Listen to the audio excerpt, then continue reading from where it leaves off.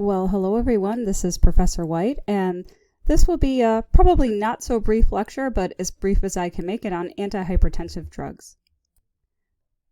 First and foremost, we need to decide and define what hypertension is, and the JNC8, these are the folks at Joint National Commission, the 8th meeting of them, I guess, basically said that anybody who has these values, if their blood pressure is greater than 150/90, if you're older than 60, or 140/90 and younger than 60, and anyone who has chronic kidney disease or diabetes, that drug therapy should begin when the numbers reach those, which you see on your screen here. Little reminder about what blood pressure actually is. It is the force of the blood against the arterial wall, and blood pressure, we get the measurement, basically it's the product of cardiac output and systemic vascular resistance. It's a very common disorder, and no doubt that you will be taking care of patients with hypertension and will probably develop it yourself as you get older. It is one of the major risk factors for coronary artery disease, so controlling blood pressure becomes a real big issue for us. In addition to classifying blood pressure based on the numbers, we also classify blood pressure based on the cause. Most of the hypertension cases that we take care of in our daily business as nurses are actually called essential or idiopathic or primary hypertension. Those are basically saying that there's no known exact cause of it, like it's not related to another disease, it is its own disease. And the other one is something else causing it. So about 10% of all hypertension cases are caused by another disorder. So the majority of them will be caused by really unknown. They will be essential hypertension cases. All right, there are 7 main classes of drugs that we use to treat hypertension. And I found this, and I thought it would be helpful for you to have. So go ahead and pause on this, reflect on this, and look at what the effect is on the blood pressure, what the mechanism of action is overall, before we delve into some of these medications. Here is from your textbook the classes of medications that we'll be focusing on.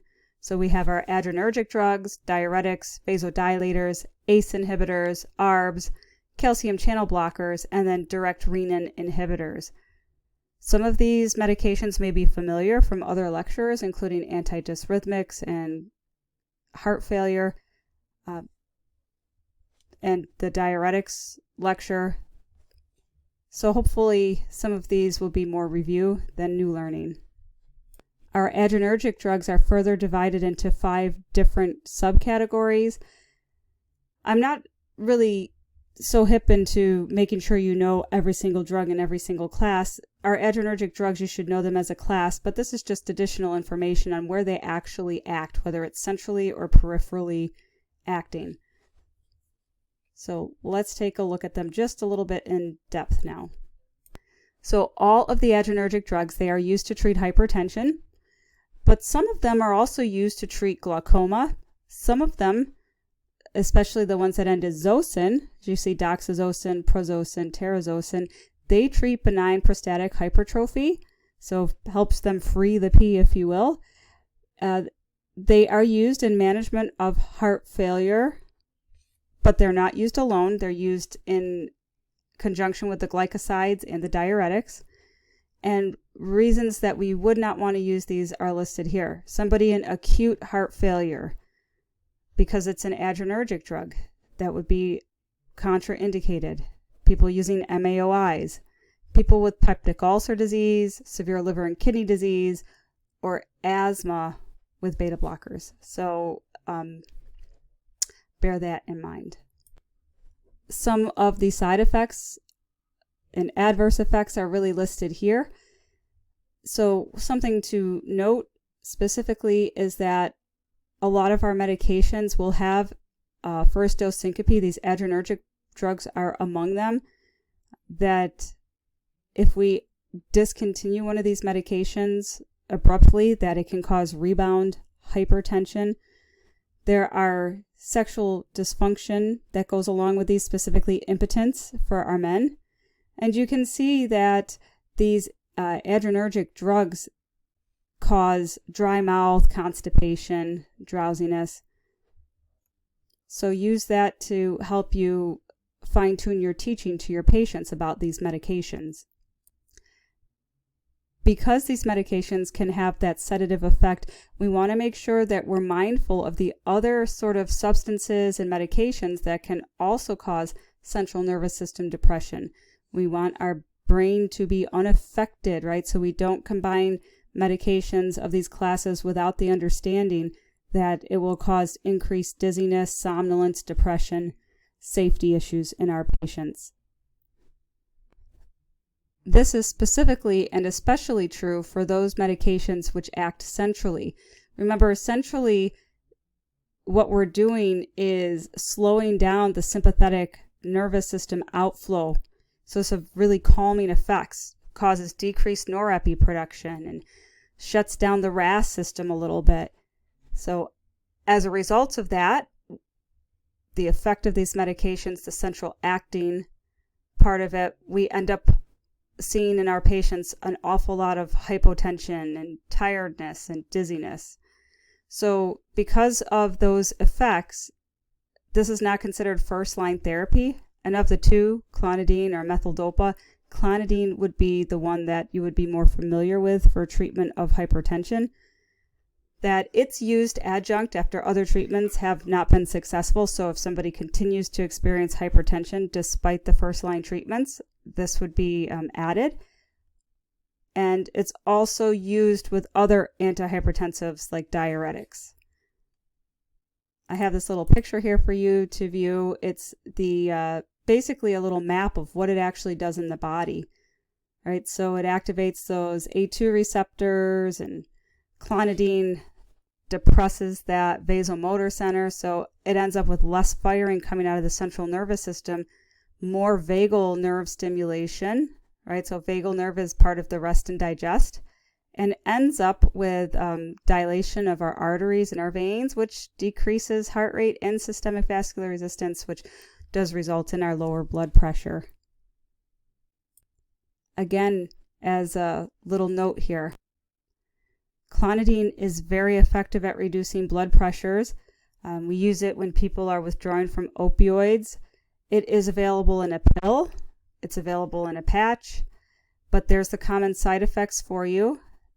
Again, they're sort of almost anticholinergic in their nature. So basically dry mouth, dry eyes, dizziness, constipation. So that sort of feeling. And again, we don't abruptly discontinue these medications because the patient may experience more hypertension.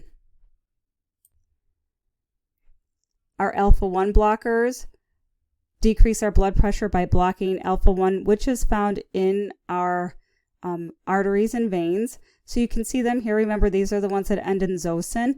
I did put a star next to Flomax or tamsulosin. That medication is not used for control of blood pressure. It is used for BPH. However, the result of it can be orthostatic hypotension in our patients, right? So they work because they cause the smooth muscle contractions to stop in the neck of the bladder and the urethra. So it causes relaxation of that area, which allows the urine to flow more freely. We'll go ahead and take a look at the doxazosin as our exemplar medication in this class. So Cardura is the trade name. So again, it belongs into the alpha blocker section. So what they do is causes that dilation of the arterial and venous walls, just like the other medication did. And here you have some side effects, right? So a lot of times our patients who are starting on these medications, we want them to take the first dose while they're lying down because there's a first dose hypotensive effect with this class of medications, and doxazosin in specific, but all of them can do this. So with our teaching for our patients with our alpha blockers, make sure they're lying down because they may syncopize. So now let's take a peek at a dual action, so alpha-1, which we know is in the vessels, and beta receptors, which are in the heart. This is a very common medication. This is an alpha-beta blocker. This is carvedilol, so widely used. You see this pretty much anytime you're working, the patients are on this one. So it's used for hypertension, it's used for heart failure, it's used in conjunction with other medications, including digoxin, which we've learned about in other sections in our diuretics. And here are your contraindications. And let's think about what the mechanism of action is, right? So it's blocking alpha-1, so it's a bit of a vasodilator, but also affects beta, so it's affecting the heart rate as well. So if somebody has a really low heart rate already, this would not be the medication for them. If a person has things like asthma, then this would not be the primary medication for them. Understand that it can increase their basically asthma attacks and problems with bronchospastic conditions. Another example that's in this class is labetalol. You'll see that as well.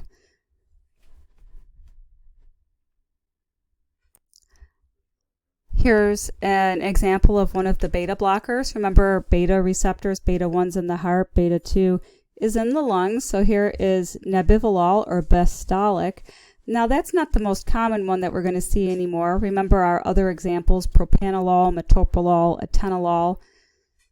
But this one is pretty specific for beta-1. So the reason people do go on this one is that it doesn't cause as much sexual dysfunction as some of the others. And also to understand that just like the other antihypertensive meds, we don't want to stop these abruptly. We want to taper these meds down, because or else we'll end up with rebound hypertension, as we've mentioned. ACE inhibitors are a pretty big class of medications that you'll be working with throughout your career. There's currently 10 different ACE inhibitors. They do end in pril, so they're kind of easy to pick out that way. They are used as first-line drugs for heart failure and hypertension. Now, this is a little bit different depending on some of our ethnic considerations. There is science that comes out and said that African Americans generally don't tolerate ACE inhibitors as well, and they're not as effective.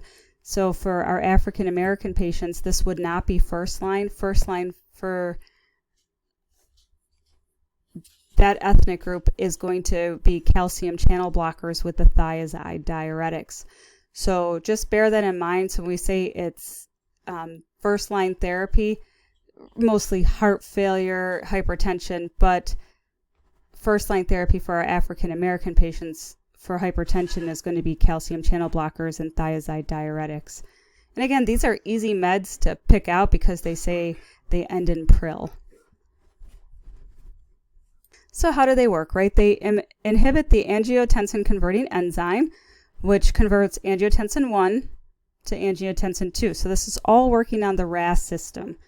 And angiotensin 2 is the one that causes aldosterone to be secreted, and aldosterone causes sodium to be held onto and water reabsorbed, which kind of raises blood pressure. So if we go all the way back up that stream, inhibit ACE, we can inhibit this RAS system and therefore lower the patient's blood pressure. So if we recall that blood pressure is the product of cardiac output and SVR, by reducing the systemic vascular resistance, we have a drop in the blood pressure. Now for heart failure, recall water follows salt. So if we can prevent that sodium and water retaining by aldosterone, this causes decreased workload on the heart, and that causes changes in preload and diastolic pressure, which those are some of the core measurements we're looking at for heart failure to make sure that we're optimizing the ability of the heart to pump and to pump effectively without raising its own workload. In fact, it's so important that our patients have this medication for heart failure and hypertension that there's actually quality indicators that ask the doctors to make sure that they are considering ACE inhibitors for our patients. Now, especially after a heart attack, the benefit of this medication is that it prevents ventricular remodeling. So remodeling is basically when the ventricle is going to get thicker, and one would think that a thicker heart might pump more effectively, but it actually makes it harder and stiffer, so it doesn't help the heart out at all. So the ACE inhibitors actually do affect mortality and morbidity, so that's why they're definitely recommended for these patients. Now, in addition to the heart protective effects of the ACE inhibitors, they're also really great for the kidneys, right? They actually reduce the glomerular filtration pressure, and this is why these are the drug of choice for our diabetic patients, right? They are really good at that and helpful for those, right? We allow these medications to be given to these patients because it reduces the protein that spills in the urine. So again, it helps with diabetic nephropathy, which is, remember, diabetes is one of the big risk factors for renal failure. So to wrap up ACE inhibitors, here are indications. So hypertension, heart failure, people who've had heart attacks, and also patients with diabetes. That being said, even though it's a great class of meds, it is not without its adverse effects. And of those effects, the dry, non-productive cough, which will stop once therapy is stopped, once the medication is discontinued. Angioedema can also occur. And we've talked about angioedema in the other presentation that we had, and also first dose hypotensive effects. So remember, if we have a first dose effect, we want the patient to lie down when they take their first dose. Now, there are some interactions. Most noticeable among these interactions for our ACE inhibitors are our NSAIDs, right? So things like ibuprofen, they actually reduce the effect of the ACE inhibitor. And also, remember that both of those medications used together can actually cause the patient to go into acute renal failure. So they should be used in caution with patients who already have kidney issues, or if the patient is on both of the medications, to be aware that that's a potential. So we'll start with a couple of exemplars for these medications. The first one is captopril. So you can see there that it ends with pril, just as we expected an ACE inhibitor would. And it is used after heart attacks, decreases the risk of heart failure in patients who've had heart attacks. But because of the short half-life, and remember what a half-life definition is, the length of time that it takes for half of the drug to be eliminated from the body. So in this case, it's a rather short half-life, and that means that we have to administer the dosing more often. Another one of the ACE inhibitors is enalapril. Now this you'll see very commonly prescribed in the outpatient arena. So for example, my mother, who's got hypertension and diabetes, she's on enalapril. And this one we can give both orally and otherwise, so it's parenterally. And something of note is if you have a patient getting enalapril IV, they don't require continuous cardiac monitoring. And another thing to note is that enalapril is a prodrug. So I'm not sure if you recall what a prodrug is, but basically it relies on a functioning liver to be converted into its active form. So the medication itself, when the patient takes it, is not active. The liver must do its magic on it and convert it to the active form. So remember, you need functioning liver in order to be on these meds. It's shown to increase survival after heart attacks and reduce the incidence of heart failure in our patients, so it's a nice one. A reminder of our lab values, because ACE inhibitors can cause renal impairment. Remember, especially if they're given in conjunction with NSAIDs, and they can also cause hyperkalemia. So we want to monitor renal function, and we want to monitor potassium levels on our patients. Even so, to make sure that our patients who are on ACE inhibitors know not to take in too much potassium in their diet. So what happens if a patient is started on an ACE inhibitor and they're having some of the effects of the ACE inhibitor? Well, the answer is that they may be able to go on an ARB. So angiotensin II blocker, remember we discussed that RAS system and how that works. So blocking angiotensin II at the receptors might actually help with the blood pressure, and it would. So that's one of the ways we can combat high blood pressure without using the ACE inhibitors. So although the cough is still a potential, it is really not that common. So we say that it doesn't cause the cough. So people who have the cough, we're able to put them over on losartan or something like that. And all of these meds do end in sartan. We've sort of talked about how they work already, but basically it binds to all of the type 1 receptors in the tissues and blocks the vasoconstriction and blocks the aldosterone. So why do we use it?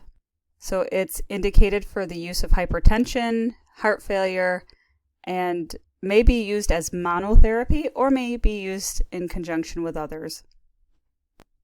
The most common adverse effects are listed here for you. So chest pain, low sugars, weakness, and here's a little nod to the hyperkalemia.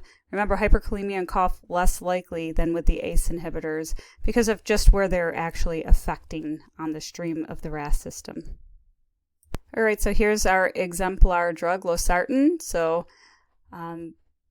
be careful in patients with kidney issues and liver dysfunction. And also, losartan is not safe for breastfeeding women, should not be used in pregnancy. Additionally, ACE inhibitors are not used in pregnancy either. They're not safe. I believe it's the last couple trimesters it can actually cause fetal death. So you wouldn't want to be using ACE inhibitors and ARBs in patients that are pregnant.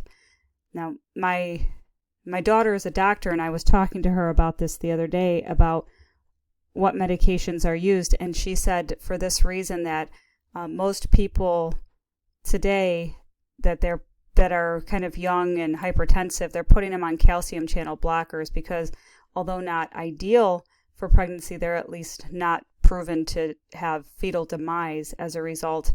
And once they are known to be pregnant, then they would switch them over to beta blockers. So just a little something there for you to chew on.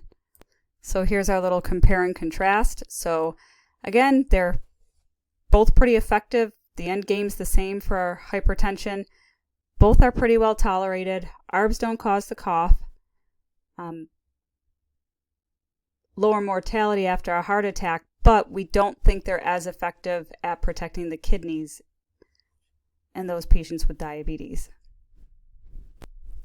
So here we'll talk about calcium channel blockers just a little bit. There is more information on calcium channel blockers, I believe, in the lecture on heart failure, including some of the specific nursing actions related to calcium channel blockers. So it's used for hypertension and angina. So basically it causes relaxation of the smooth muscles, and that causes decreased SVR, decreases the blood pressure. So these are all the reasons that a patient may be placed on a calcium channel blocker. So of course we said angina and hypertension, amlodipine being the by far and away most commonly prescribed drug in this class for hypertension. I passed meds on like 6 patients today and 4 of them were on amlodipine. It's used for dysrhythmias. Remember our dysrhythmia talk and the different classes. Calcium channel blockers were a class of antidysrhythmics. It's useful in people with migraine headaches and Raynaud's. And also this special one down here, nimodipine, is used for patients who've experienced a subarachnoid hemorrhage. So this is just another time to once again remind you that calcium channel blockers and thiazides are, according to the commission and cardiology commission, things like that, that for our African American patients, first line therapy for hypertension along with the thiazide diuretics. Diuretics have their own lecture, which you can go check out. But basically, for most of our patients, diuretics would be first-line treatment of hypertension, especially hydrochlorothiazide would be probably one of the more commonly prescribed ones because it doesn't cause such diuretic effects as furosemide, which is generally used for our patients in heart failure. So again, I encourage you to go take a look at that lecture on diuretics to give you more information on them. We can go into our vasodilators of the ones that you may be able to recognize. So hydralazine, nitroprusside, which we looked at heart failure, I believe, and also minoxidil, so Rogaine. So that one is very specific for hair growth. All right, so you may be wondering, why do vasodilators work? Well, they decrease systemic vascular resistance, cause also decreased afterload and peripheral vasodilation. So they work directly on the smooth muscle in the vessels, and you can see here a picture of a vessel with vasoconstriction and one with vasodilation. Again, vasodilators are used for treatment of hypertension. They're also used for cardiogenic shock for people after heart attacks as well. They may be used in combination with other medications. Now, some of them are used specifically in the emergency department and intensive care unit for hypertensive emergencies. So we may want to bring that pressure down fast because the patient is experiencing end organ damage as a result. Also used for acute decompensated heart failure. You can place a pause here and read all about the different adverse effects of them. So hydralazine, you can see that it can cause lupus-like issues, which is why we don't use it in patients with lupus already. B6 deficiencies. Minoxidil can cause a lot of cardiac issues, and TTP, that stands for thrombocytopenia, so decreased platelet levels. And then our sodium nitroprusside can cause bleeding, like as it decreases how the platelets stick together. It can cause decreased blood pressure.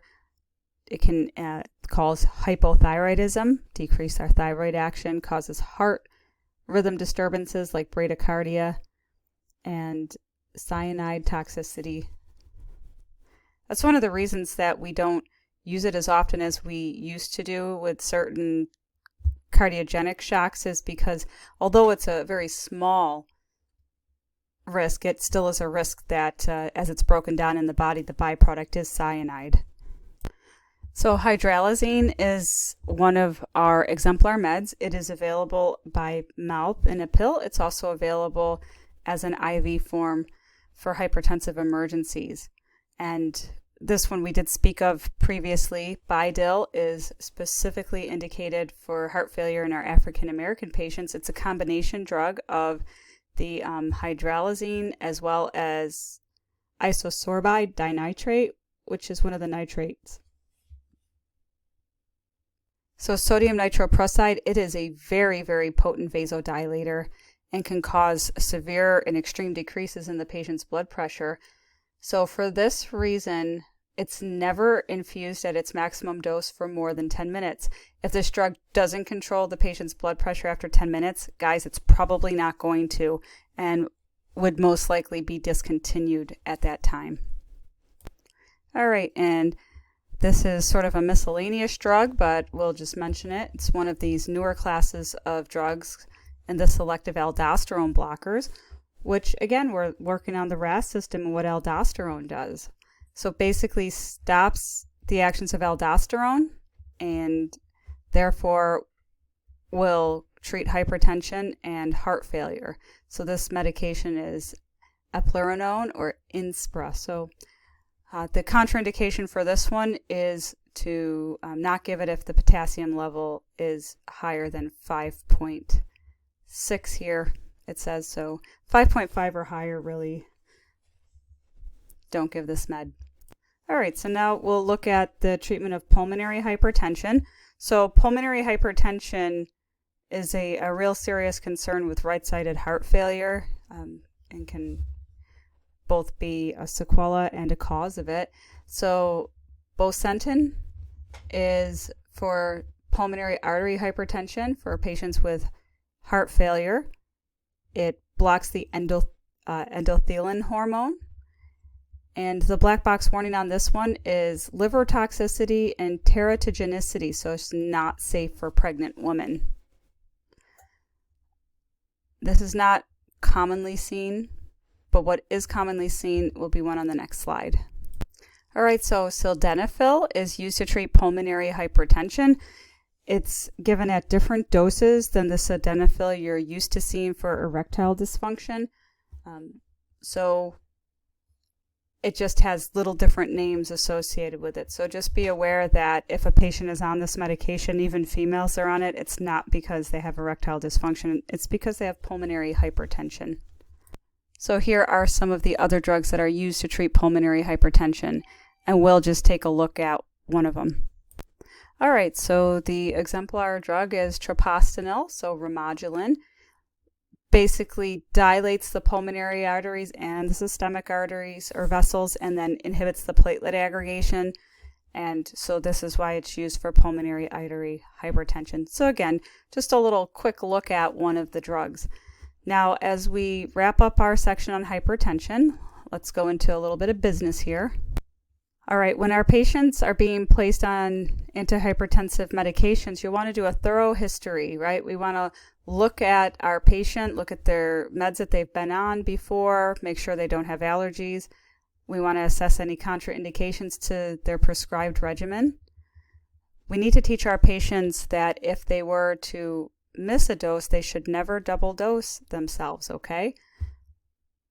They should have a blood pressure monitor at home, and that they can get hypotensive. So we'll want to be able to teach them about the safety aspects of orthostatic hypotension, changing position slowly.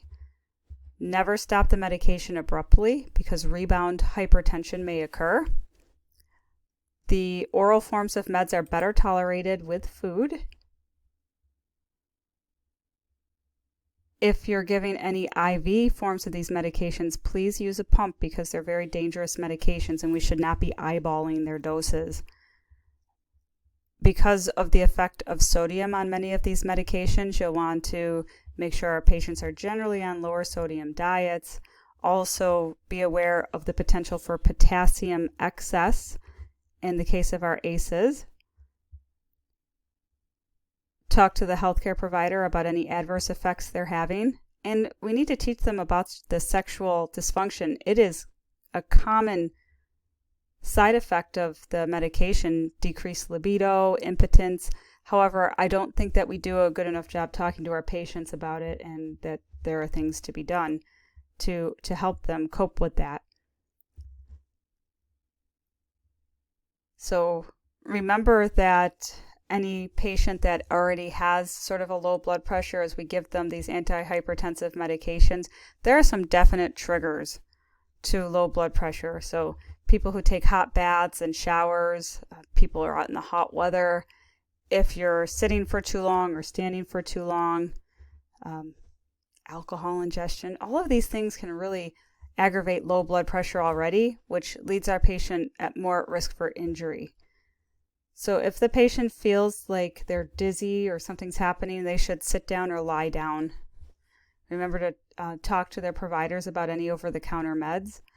And the other thing is that our patients should be keeping journals, weekly blood pressure checks to monitor the effectiveness, and understand that there's no cure for hypertension. Although we can control the disease with medications, if the medications are stopped, the disease will come back. So teach our patients about that therapy is lifelong generally, even though their symptoms are better. Make sure that the patients are not taking over-the-counter drugs that interact.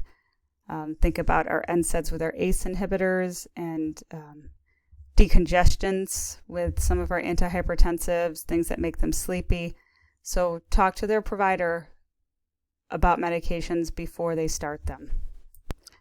All right, everyone, thanks for sticking with me through this lecture on antihypertensive medications. Hopefully you've learned a little bit, and I'll leave you with this funny cartoon. Have a great day.